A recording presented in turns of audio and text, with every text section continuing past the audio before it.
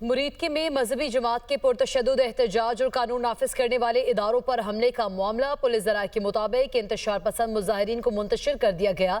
पुरतशद्दुद एहतजाज में एक पुलिस ऑफिसर शहीद और दर्जनों एहलकार जख्मी हुए हैं। इसी पर बात करेंगे। सीनियर तज्ज़ियाकार सैयद मोहम्मद अली साहब ने हमें ज्वाइन किया। बहुत शुक्रिया अपना कीमती वक्त देने के लिए। सर, ये जो एहतजाज का मामला है, आपको लगता है कि इसके पीछे कुछ मखसूस किस्म के मुहर्रिकात भी हो सकते हैं? जी बिल्कुल। देखिए, मैं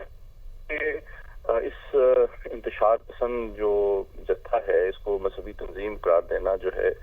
हकीकत पसंदाना नहीं है,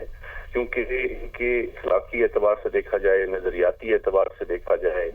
और या कानूनी एतबार से देखा जाए तो किसी भी मुनज़्ज़म मजहबी जमात से जो कि आइन और कानून का एहतराम करती है और इस्लाम के जो आलमगीर अखलाकी उसूल हैं उनकी रवादार है, उससे इस किस्म के इंतशार पसंदाना रवैये की तवक्को नहीं की जा सकती। और आप देखिए कि जिस अंदाज में इन्होंने तशद्दुद का इस्तेमाल किया आम मासूम शहरियों राहगीरों के खिलाफ भी, और इतने अरसे तक जो है वो लोगों को स्कूल, कॉलेज, यूनिवर्सिटी, अस्पताल जाने से, कारोबार पे जाने से भी रोके रखा, तो कानूनी एतबार से भी इसकी इजाज़त नहीं दी जा सकती कि उन्होंने डिस्ट्रिक्ट एडमिनिस्ट्रेशन से उसका एनओसी भी नहीं लिया था। दूसरी बात ये कि मसला फ़लस्तीन की जहाँ तक बात है तो आप पूरी दुनिया जानती है कि पाकिस्तान ने एक बुनियादी और अहम तरीन किरदार अदा किया है 2 साल की बहुत ज़्यादा फ़लस्तीनी बहन भाइयों की कुर्बानियों के बाद कि अमन को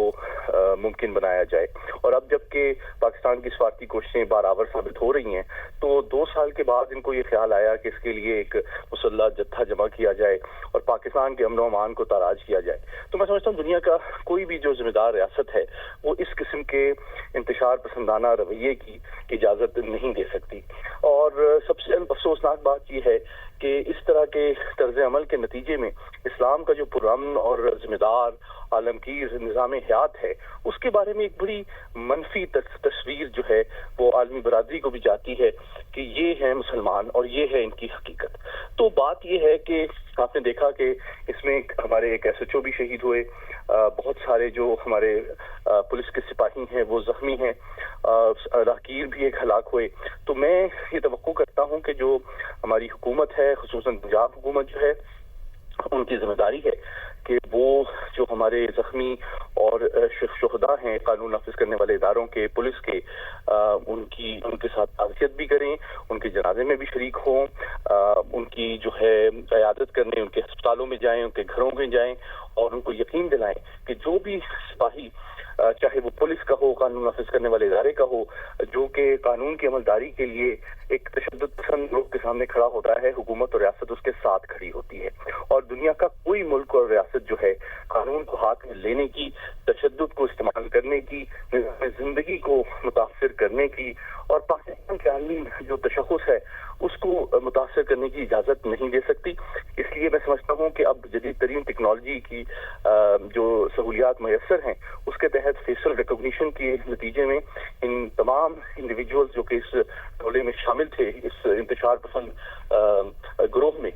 उनको आइडेंटिफाई किया जाए नादरा के जरिए से, FIA के जरिए से, और फिर इनके खिलाफ कानूनी कार्रवाई की जाए और इनको सख्त से सख्त सजा दी जाए, ताकि न सिर्फ हमारे अवाम के दिलों में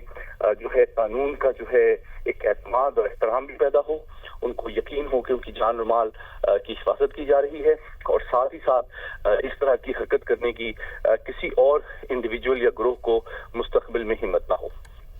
बिल्कुल, और कोई भी दुनिया का जो मुल्क है वो कानून हाथ में लेने की इजाज़त नहीं देता। सैयद मोहम्मद अली साहब अपना कीमती वक्त दे रहे थे दुनिया न्यूज़ को। आपका बहुत शुक्रिया।